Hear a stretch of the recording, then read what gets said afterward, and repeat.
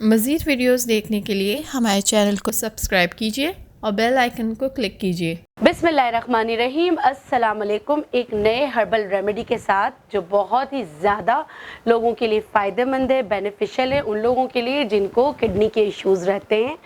Kidney के issues की वजह से यूरिया बढ़ जाता है, क्रेटिनिन लेवल बढ़ जाता है और जो आगे जाके डायलिसिस पे चले जाते हैं। इसकी वजह से पाँव में बहुत ज़्यादा सूजन आ जाती है, यूरिन जो है रिटेन होने लगता है, यूरिन रिटेन होता है, उसके बाद यूरिया भी बढ़ जाता है, यूरिक एसिड बढ़ जाता है, बहुत सारे मसाइल हो जाते हैं और जिसकी वजह से आपकी किडनी फेलियर की तरफ चली जाती है। तो ये नुस्खा जिनकी किडनी में बहुत ज़्यादा पेन होता हो, यूटीआई रहता हो, यूरिन रिटेन होता हो, हाइड्रोनेफ्रोसिस हो या प्रोटीन आता हो यूरिन में या क्रेटिनिन लेवल जो है वो बढ़ रहा है या यूरिया बढ़ रहा है, तो आप सब इसको बिला झिझक इस्तेमाल कर सकते हैं। लेकिन जिनको शुगर है वो नहीं कर सकते, क्योंकि इसमें जो खरबूजा है आपको कितना अलाव है वो मुझे नहीं पता। तो शुगर के मरीज़ के अलावा शुगर के मर्ज़ में इसका छिलका और इसके बीज तो यूज़ हो सकते हैं। अगर आपकी शुगर कंट्रोल है तो आप इसको इस्तेमाल कर सकते हैं, नहीं तो आप अपने डॉक्टर से कंसल्ट कर सकते हैं। अच्छा, इसको मैं बनाने का तरीका आपको बता रही हूँ। आपने लेना इससे भी छोटा खरबूजा, अगर मिल जाए तो बहुत अच्छा है। अच्छा, मैंने खरबूजे को अच्छी तरह धो लिया है, कुछ भी नहीं काट रही हूँ। इसका छिलका, बीज, हर चीज़ जैसे अल्लाह ने दिए ऐसे ही आपने इसका इस्तेमाल करना है। मैं इसके छोटे छोटे टुकड़े कर रही हूँ। अच्छा, इस रेमेडी को मुझे मेरी एक पेशेंट ने शेयर किया था। उसकी वालदा के साथ मसला था कि उसका क्रेटिनिन लेवल बढ़ जाता था।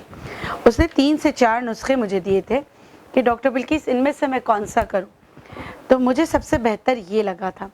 मैंने उससे कहा था कि आप जो है ना करके देख लें ये, क्योंकि उसकी वालदा को शुगर नहीं था।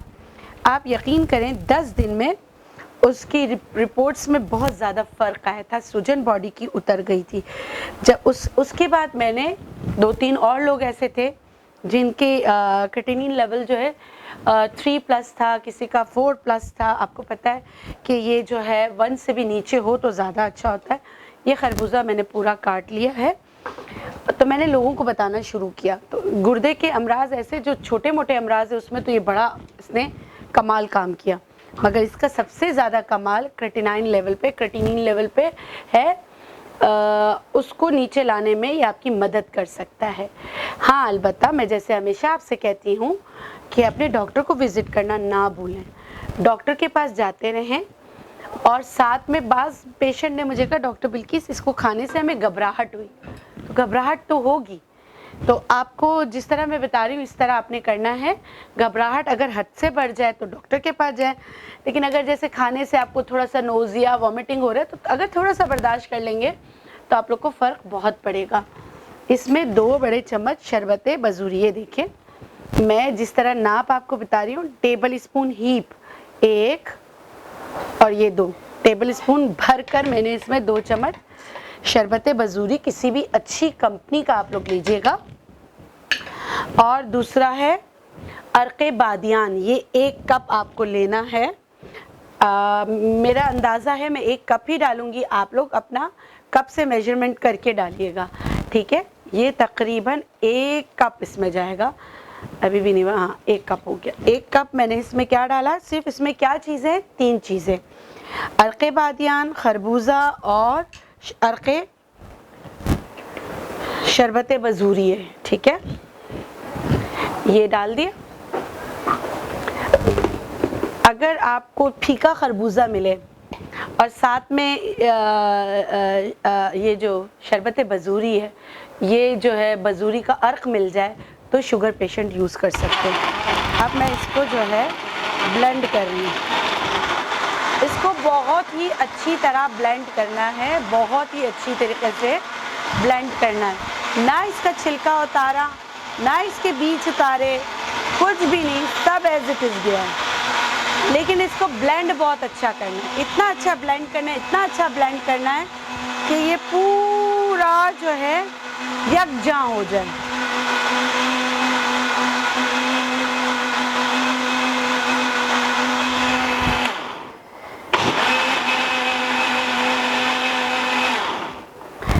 ठीक है,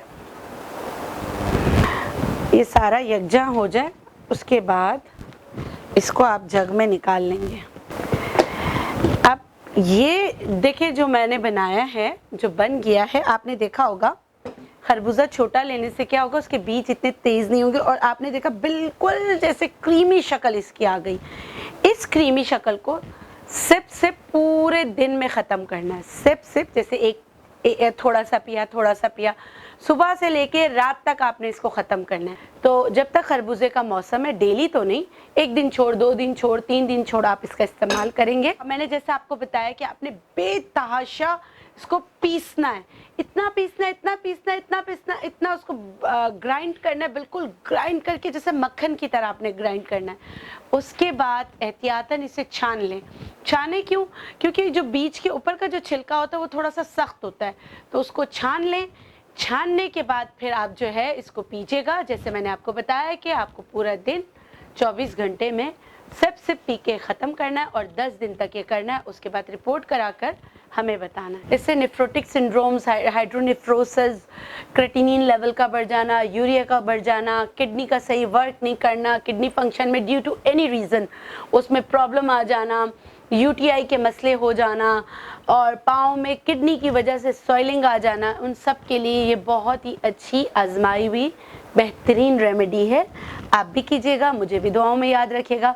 इंशाल्लाह फिर मिलेंगे एक नए रेमेडी के साथ। लेकिन आप लोगों से गुजारिश करूंगी कि ऐसे जो रेमेडीज़ मैं बताती हूँ प्लीज़ उसको शेयर कीजिए, इंसानियत के लिए कीजिए, ताकि लोगों को फ़ायदा हो, लोग ज़्यादा से ज़्यादा फ़ायदा उठा सकें। आज के लिए इतना ही। अल्लाह हाफ़िज़।